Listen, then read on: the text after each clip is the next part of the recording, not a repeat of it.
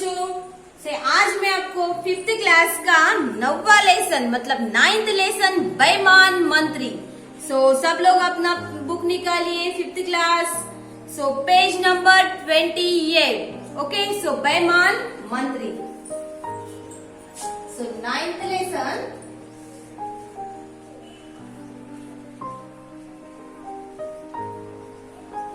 बेईमान मंत्री।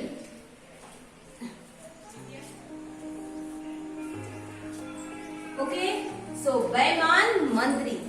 బేईमान అంటే ఏంటిది? Minister, the dishonest minister. बेईमान मंत्री।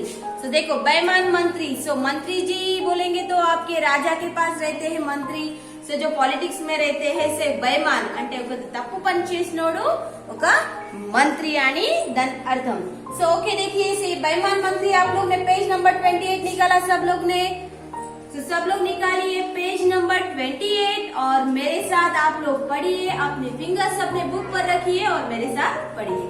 देखिए राजा, राजा అంటే ఏంటిది? కింగ్। మछली అంటే ఏంటిది? ఫిష్। బేईमान, బేईमान అంటే తప్పుగా పని చేయడం, ఎవరిని మోసం చేయడం అని అంటే బేईमान అని అంటాము। రాజ్మహల్, రాజ్మహల్ అంటే ఒక ప్యాలెస్। ఓకే, मछुआरा, मछुआरा मीन्स बोलेंगे तो जो मच्छी को पकड़ते हैं उसको मछुआरा बोलते हैं। स्वीकार, स्वीकार అంటే స్వీకారడం అంటే తనను ఒప్పుకోవడం। విచిత్ర అంటే ఒక अजीब, अजीब అంటే ఏంటిది? చాలా వెరైటీగా। फिर से एक बार पढ़िए। రాజా, కింగ్, మछलियां, ఫిష్। బేईमानी తప్పు పని చేయడం అంటే తప్పుగా ప్రవర్తన చేయడం, తప్పు పని చేయడం। రాజ్మహల్ అంటే ప్యాలెస్। మछुआरा, మछुआरा అంటే ఎవరు చేపలు పట్టుకోటోళ్ళని ఏమంటారు? దాన్ని మछुआरा అని అంటాము। స్వీకార్, స్వీకార్ అంటే ఏంటిది? ఒప్పుకోవడం, స్వీకారం చేసేయడం అంటే నేనేదో తప్పు పని ఏం చేశాను నువ్వు ఒప్పుకున్నానంటే స్వీకారం చేశాను। విచిత్ర అంటే ఒక వెరైటీ। ఓకే, विचित्र मीन्स वेराइटी। सब लोग अपनी फिंगर्स अपने बुक पर रखिए और मेरे साथ पढ़िए। देखो एक राजा था, उसे रोज ताजा मछलियां खाने का शौक था। एक दिन सागर में भयंकर तूफान आया। कोई भी मछुआरा सागर में मछलियां पकड़ने के लिए नहीं गया। इसी कारण राजा को खाने के लिए ताजा मछलियां नहीं मिल सकी। राजा ने घोषणा कर दिया कि जो सागर में ताजा मछलियां पकड़कर लाएगा उसे इनाम दिया जाएगा। एक गरीब मछुआरे ने यह घोषणा सुनी। उसने अपनी जान जोखिम में डालकर सागर में मछलियां पकड़ने का निश्चय किया।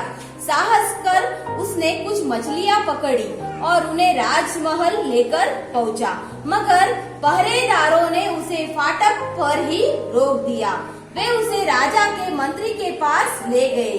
मंत्री ने मछुआरे से कहा, मैं तुम्हें राजा के पास जरूर जाने दूंगा, पर तुम्हें राजा से जो इनाम मिलेगा उसका आधा हिस्सा हमें देना होगा। मछुआरे को न चाहते हुए भी उसका प्रस्ताव स्वीकार करना पड़ा। मछुआरे ने राजा को मछलियां दी। राजा मछुआरे पर बहुत प्रसन्न हुआ। उसने कहा, बताओ क्या इनाम चाहते हो? तुम जो मांगोगे वह तुम्हें अवश्य दूंगा।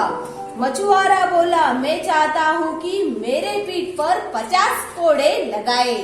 देखो 50 कोड़े लगाए जाए, मुझे बस यही इनाम चाहिए। मछुआरे की विचित्र मांग पर सब चकित रह गए। राजा ने मछुआरे की पीठ पर 50 कोड़े लगाने का आदेश दे दिया।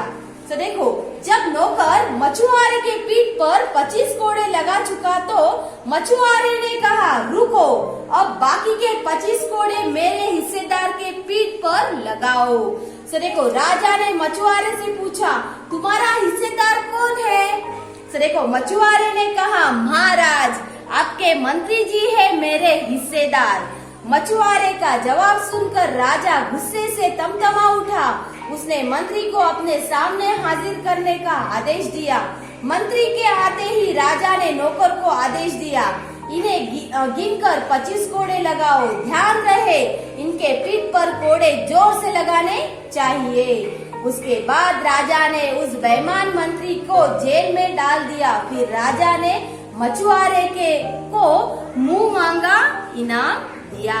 सो कुछ समझ में आया आपको ये लेसन से? मछुआरा मीन्स जो మచ్చి అంటే ఒక ఫిష్ ని పట్టుకోటోళ్ళు అంటే మచువారా బోల్తే హే. క్యా బోల్తే హే? మచువారా. సే మనం ఏమంటాము ఇప్పుడు ఎగ్జాంపుల్ తెలుగులో మీరు ఎవరైనా ఫిష్ పట్టుకోటోళ్ళు ఏమంటారు అని అంటే బేస్తోళ్ళు అని అంటాము. అలానే ఆ ఫిష్ పట్టుకోటోళ్ళు ఎవరు बेस्तायना అంటే आज उसको हिंदी में उसको मछुआरा बोलते हैं. सो फिर से एक बार पढ़ेंगे हम लोग लेसन. सो फिर से आप अपनी उंगली अपने बुक पर रखिए और मेरे साथ पढ़िए. एक राजा था, उसे रोज ताजा मछलियाँ खाने का शौक था. एक दिन सागर में भयंकर तूफान आया. कोई भी मछुआरा सागर में मछलियाँ पकड़ने के लिए नहीं गया. इसी कारण राजा को खाने के लिए ताजा मछलियाँ नहीं मिल सकी. राजा ने घोषणा कर दी कि जो सागर में ताजा मछलियाँ पकड़ कर लाएगा उसे इनाम दिया जाएगा. एक गरीब मछुआरे ने यह घोषणा सुनी. उसने अपनी जान जोखिम में डालकर सागर में मछलियाँ पकड़ने का निश्चय किया. साहस कर उसने कुछ मछलियाँ पकड़ी और उन्हें राजमहल लेकर पहुंचा. मगर पहरेदारों ने उसे फाटक पर ही रोक दिया. वे उसे राजा के मंत्री के पास ले गए. मंत्री ने मछुआरे से कहा, मैं तुम्हें राजा के पास जरूर जाने दूंगा, पर तुम्हें राजा से जो इनाम मिलेगा उसका आधा हिस्सा हमें देना होगा. मछुआरे को न चाहते हुए भी उसका प्रस्ताव स्वीकारना करना पड़ा. मछुआरे ने राजा को मछलियाँ दी. राजा मछुआरे पर बहुत प्रसन्न हुआ. उसने कहा, बताओ क्या इनाम चाहते हो? तुम जो मांगोगे वह तुम्हें अवश्य दूंगा. मछुआरा बोला, मैं चाहता हूँ कि मेरे पीठ पर 50 कोड़े लगाए जाए. मुझे बस यही इनाम चाहिए. मछुआरे की विचित्र मांग पर सब चकित रह गए. राजा ने मछुआरे के पीठ पर 50 कोड़े लगाने का आदेश दे दिया. सो देखो, जब नौकर मछुआरे की पीठ पर 25 कोड़े लगा चुका था तो मछुआरे ने कहा, रुको, अब बाकी के 25 कोड़े मेरे हिस्सेदार के पीठ पर लगाओ. राजा ने मछुआरे से पूछा, तुम्हारा हिस्सेदार कौन है? तो देखो, मछुआरे ने कहा, महाराज, आपके मंत्री जी ही मेरे हिस्सेदार है.